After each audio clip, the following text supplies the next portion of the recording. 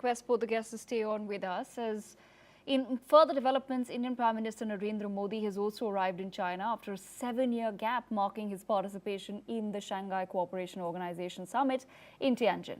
PM Modi is set to meet the Chinese President Xi Jinping tomorrow, with India-China relations at the forefront. The two leaders aim to keep bilateral ties stable and positive, focusing on regional peace and prosperity. Modi may have a meeting with Russian President Vladimir Putin during the summit as well.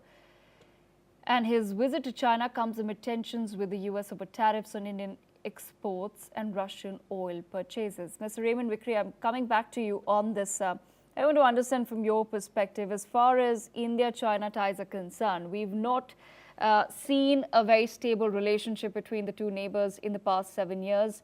But somewhere, do you think that the Trump tariffs could force India and China to relook at their relationship and find further stability? Or will that be difficult in the times to come, because there is a clear trust deficit as far as India and China are concerned? I think that you've put your finger right on the key issue, and that is the trust deficit. Obviously, since independence in 1947, there have been ups and downs in the India-China relationship.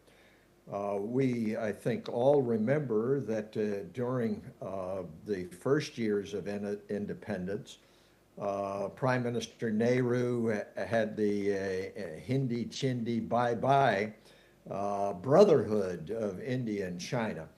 That went out the window in 1962 when China invaded India to take over territory. And so there are certain underlying difficulties. And we can name them all the way from the Dalai Lama to what happens in the Indo-Pacific. But at base, there is a question of values.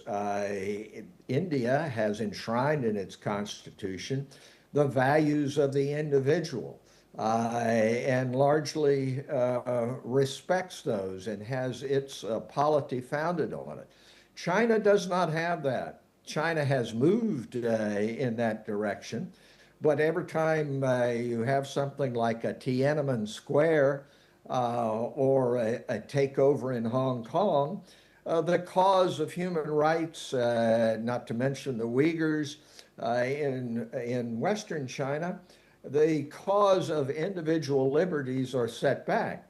That doesn't mean that India and China and the United States and Russia and Western Europe and the rest of the world don't need to cooperate and get back to a rules-based approach, but it does indicate certain difficulties. So I see the focus on meetings between Xi and Modi or any two leaders to be only superficial indications of the relationship.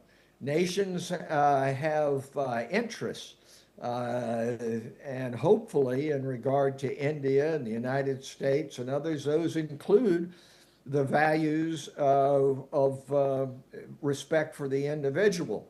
But it's unfortunate the way in which the tariff situation has pushed China and India and even Russia closer together, and hopefully cooler heads are going to prevail in India and around the world to get us back to a situation which gets us back on the road to peace and prosperity.